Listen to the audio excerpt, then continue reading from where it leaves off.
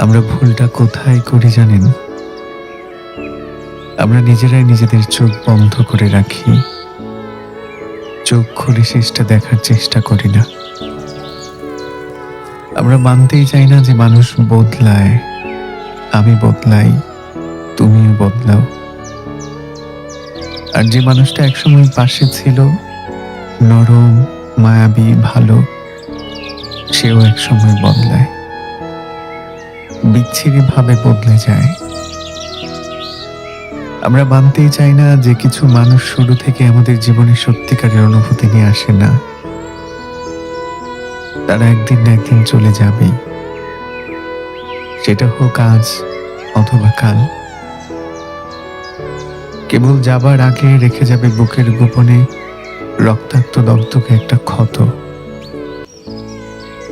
আর তারা একসময় দারুণ ছিল, মুগ্ধ ছিল, তাদের অনুভূতিও ছিল অন্যরকম দারুণ।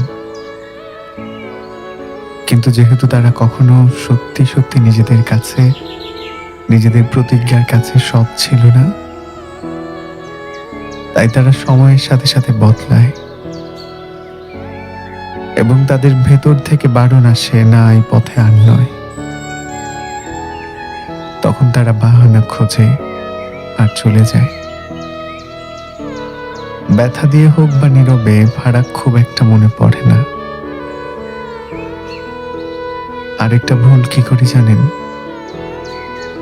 আমরা যে মানুষটার বদলে যাবার পরের রূপকে বিচার করি তার পুরনো স্মৃতির আলো দিয়ে। আমরা নিজেরাই অজুহাতে খুঁজি এই মর্মান্তিক শেষটাতে একটু রং দিতে। এখন আর কিছুই ঠিক নেই বোঝার পরেও তাকে আটকানোর শেষ চেষ্টা করতে থাকি।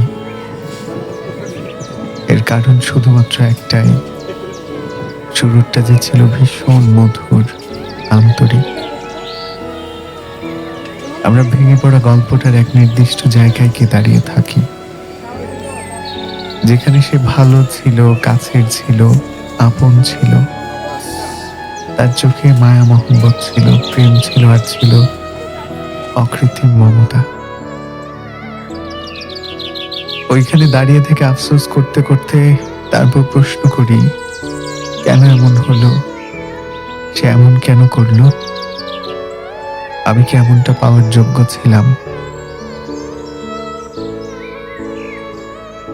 অথচ সাহস করে একবার যদি শুরুতেই চোখ তুলে শেষটা দেখার চেষ্টা করতাম, তাহলে সব প্রশ্নের উত্তর শুরুতেই পেয়ে যেতাম। শেষটার কাছে আর প্রশ্ন করা লাগতো না।